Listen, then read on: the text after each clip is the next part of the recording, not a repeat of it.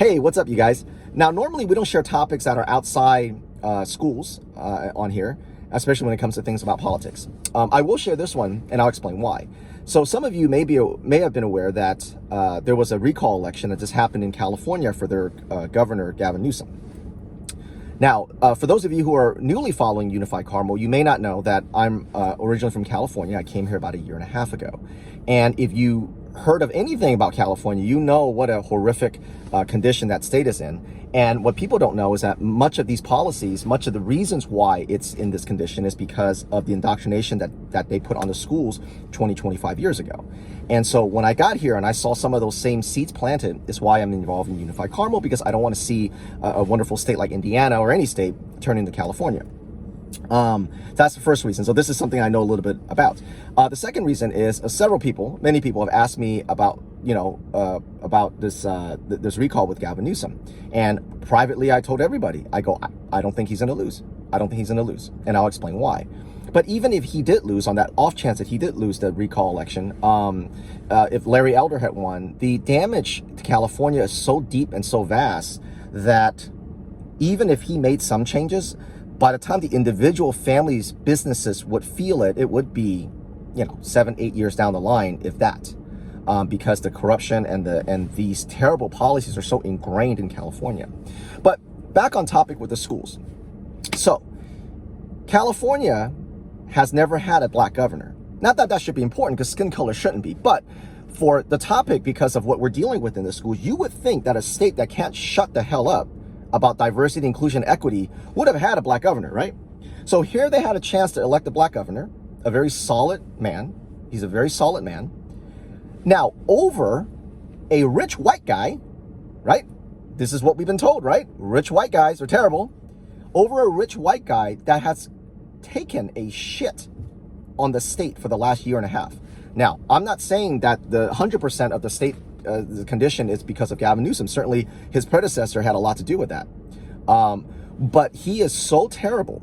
There is such a draconian environment over there that there were things that Jerry Brown turned down because it was too extreme, that Gavin Newsom said, no, this is a great idea.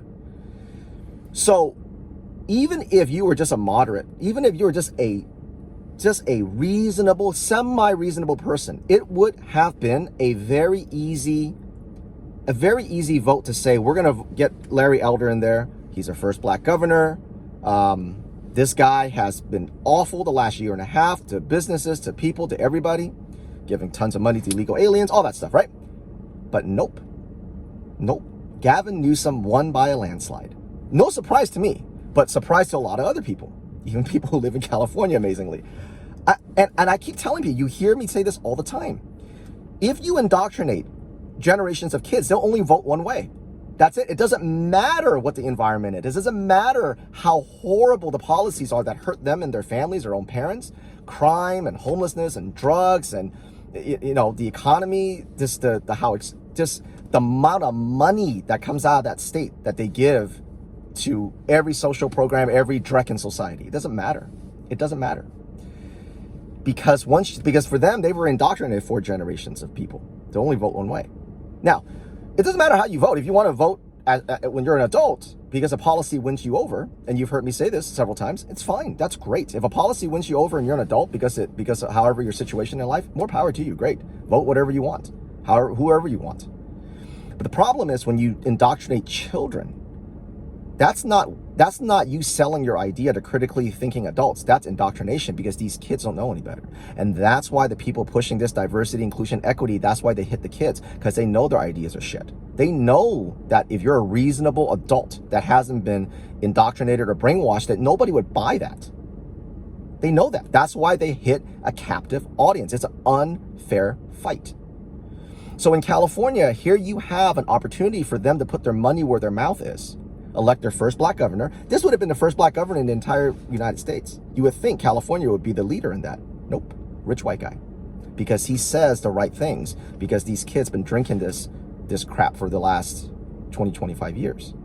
So the reason why I'm bringing this up, not that anybody here should care about another state's governor race, but I wanted to give you an example of how devastating it is when we let our public schools go the way that we're seeing it here in Indiana, especially in Hamilton County.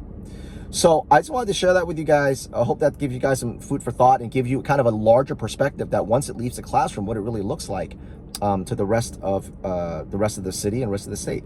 All right, guys. Hope you guys are having a good week. I will catch you later. Bye.